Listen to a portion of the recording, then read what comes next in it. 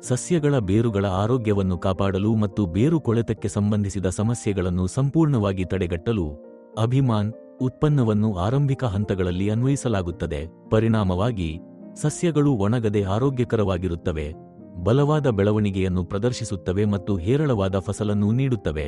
ಅದೇ ರೀತಿ ಆರ್ಬಿಕ್ಸ್ ಮತ್ತು FL77 ನಂತಹ ಉತ್ಪನ್ನಗಳು ಹೂಬಿಡುವಿಕೆ, ಪರಾಗಸ್ಪರ್ಶ ಮತ್ತು ಹಣ್ಣಿನ ಬೆಳವಣಿಗೆಯನ್ನು ಹೆಚ್ಚಿಸಲು ಸಹಾಯ ಮಾಡುತ್ತವೆ. ಈ ಉತ್ಪನ್ನಗಳ ಬಳಕೆಯ ಮೂಲಕ ಎಕರೆಗೆ 13 ರಿಂದ 16 ಟನ್ಗಳವರೆಗೆ ಇಳುವರಿಯನ್ನು ಸಾಧಿಸಲಾಗಿದೆ. ಪ್ರತ್ಯೇಕ ಹಣ್ಣುಗಳು 4 ರಿಂದ 7 ಕಿಲೋಗ್ರಾಂಗಳಷ್ಟು ತೂಕವಿದ್ದವು ಮತ್ತು ಅವುಗಳ ಗುಣಮಟ್ಟ ಮತ್ತು ಸುವಾಸನೆ ಅಸಾಧಾರಣವೆಂದು ಕಂಡುಬಂದಿದೆ. ಶುಭಾಶಯಗಳು. ನನ್ನ ಹೆಸರು ತಂಗರಾಜ್. ನಾನು ತಿರುಪ್ಪೂರು ಜಿಲ್ಲೆಯ ಧಾರಾಪುರಂ ತಾಲ್ಲೂಕಿನ ಗೋವಿಂದಪುರಂ ಬಳಿ ಇರುವ ಚೆಟ್ಟಿಪಾಳೆಯಂ ಗ್ರಾಮದವನು. ಪ್ರಸ್ತುತ ನಾನು ಕೋಬಾಲ್ಟ್ ತೊಟ್ಟಂ ಪ್ರದೇಶದಲ್ಲಿ ಸುಮಾರು 10 ಎಕರೆ ಗುತ್ತಿಗೆ ಭೂಮಿಯಲ್ಲಿ ಕೃಷಿಯಲ್ಲಿ ತೊಡಗಿಸಿಕೊಂಡಿದ್ದೇನೆ. ನಮ್ಮ ಪ್ರದೇಶದಲ್ಲಿ ಮೆಕ್ಕೆಜೋಳವನ್ನು ಪ್ರಾಥಮಿಕ ಬೆಳೆಯಾಗಿ ಬೆಳೆಯಲಾಗುತ್ತದೆ. ಅದರ ನಂತರ ಬೀಟ್ರೂಟ್, ಈರುಳ್ಳಿ, ಕ್ಲಸ್ಟರ್ ಬೀನ್ಸ್ ಮತ್ತು ಕೊತ್ತಂಬರಿ ಮುಂತಾದ ಬೆಳೆಗಳನ್ನು ಸಹ ವ್ಯಾಪಕವಾಗಿ ಬೆಳೆಯಲಾಗುತ್ತದೆ. ಇದಲ್ಲದೆ ನಾವು ಕುಂಬಳಕಾಯಿ, ಕಲ್ಲಂಗಡಿ, ಮೆಣಸಿನಕಾಯಿ ಮತ್ತು ಟೊಮೆಟೊಗಳಂತಹ ಬೆಳೆಗಳನ್ನು ಬೆಳೆಯುತ್ತೇವೆ. ಪ್ರಸ್ತುತ ನಾವು 7 ಎಕರೆ ಭೂಮಿಯಲ್ಲಿ ಸ್ವೀಟಿ ಎಂದು ಕರೆಯಲ್ಪಡುವ ಒಂದು ಬಗೆಯ ಕಲ್ಲಂಗಡಿ, ಒಂದು ಕಪ್ಪು ಚರ್ಮದ ವಿಧ ಬೆಳೆಸಿದ್ದೇವೆ. ಈ ಬೆಳೆ ಪ್ರಸ್ತುತ 2ನೇ ತಿಂಗಳ ಬೆಳವಣಿಗೆಯಲ್ಲಿದೆ.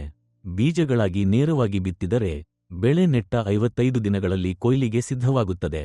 ಸಸಿಗಳಾಗಿ ನಾಟಿ ಮಾಡಿದರೆ ಅದನ್ನು 50 ದಿನಗಳಲ್ಲಿ ಕೊಯ್ಲು ಮಾಡಬಹುದು. ಸರಾಸರಿ ಪ್ರತಿ ಸಸ್ಯವು 4 ಹಣ್ಣುಗಳನ್ನು ನೀಡುತ್ತದೆ.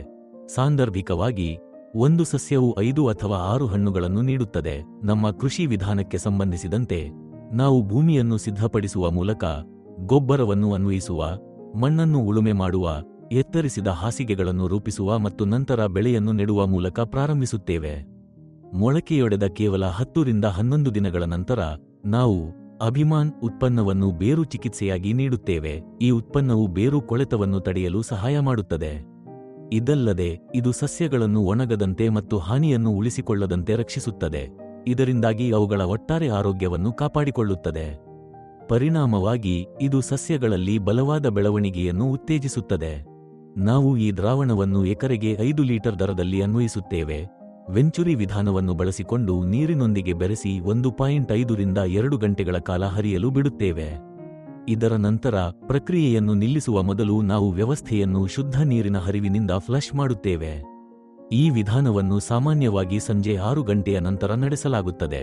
ತರುವಾಯ 34 ಅಥವಾ 35ನೇ ದಿನದಂದು ಆರ್ಬಿಕ್ಸ್ ಉತ್ಪನ್ನವನ್ನು ಅನ್ವಯಿಸಲಾಗುತ್ತದೆ. ಈ ಉತ್ಪನ್ನ ಇದು ಹೂಬಿಡುವಿಕೆಯನ್ನು ಗಮನಾರ್ಹವಾಗಿ ಹೆಚ್ಚಿಸುತ್ತದೆ. ಇದಲ್ಲದೆ ಇದು ಸಸ್ಯದ ಬೆಳವಣಿಗೆಯನ್ನು ಸುಧಾರಿಸುತ್ತದೆ ಮತ್ತು ಆರೋಗ್ಯಕರ ಸಸ್ಯ ಬೆಳವಣಿಗೆಯನ್ನು ಖಚಿತಪಡಿಸುತ್ತದೆ. ಪರಿಣಾಮವಾಗಿ ಹಣ್ಣು ಹೊಂದಿಸುವ ಸಾಮರ್ಥ್ಯವು ಗಣನೀಯವಾಗಿ ಹೆಚ್ಚಾಗುತ್ತದೆ. ಹೆಚ್ಚುವರಿಯಾಗಿ 27 ಮತ್ತು 30ನೇ ದಿನಗಳ ನಡುವೆ ನಾವು ಎಲೆಗಳ ಸಿಂಪಡಿಸುವ ವಿಧಾನವನ್ನು ಬಳಸಿಕೊಂಡು FL77 ಅನ್ನು ಅನ್ವಯಿಸುತ್ತೇವೆ. ಇದು ಹೂವು ಉದುರುವುದನ್ನು ತಡೆಯಲು ಸಹಾಯ ಮಾಡುತ್ತದೆ ಮತ್ತು ಪರಿಣಾಮಕಾರಿ ಪರಾಗಸ್ಪರ್ಶವನ್ನು ಸುಗಮಗೊಳಿಸುತ್ತದೆ. ಸಾವಯವ ಗೊಬ್ಬರಗಳನ್ನು ಸಹ ಅನ್ವಯಿಸಲಾಗುತ್ತದೆ. ನಿರ್ದಿಷ್ಟ ಮಣ್ಣಿನ ಫಲವತ್ತತೆಗೆ ಅನುಗುಣವಾಗಿ ಈ ಎಲ್ಲಾ ವಿಧಾನಗಳನ್ನು ಸಂಯೋಜಿಸುವ ಮೂಲಕ ನಾವು ಅತ್ಯುತ್ತಮ ಇಳುವರಿಯನ್ನು ಸಾಧಿಸಿದ್ದೇವೆ. ಬೇರು ಕೊಳೆಯುವಿಕೆಯ ಸಮಸ್ಯೆಯನ್ನು ಸಂಪೂರ್ಣವಾಗಿ ನಿಯಂತ್ರಣಕ್ಕೆ ತರಲಾಯಿತು. ಪರಿಣಾಮವಾಗಿ ಸಸ್ಯಗಳು ಆರೋಗ್ಯಕರವಾಗಿ ಮತ್ತು ವೇಗವಾಗಿ ಬೆಳೆದವು.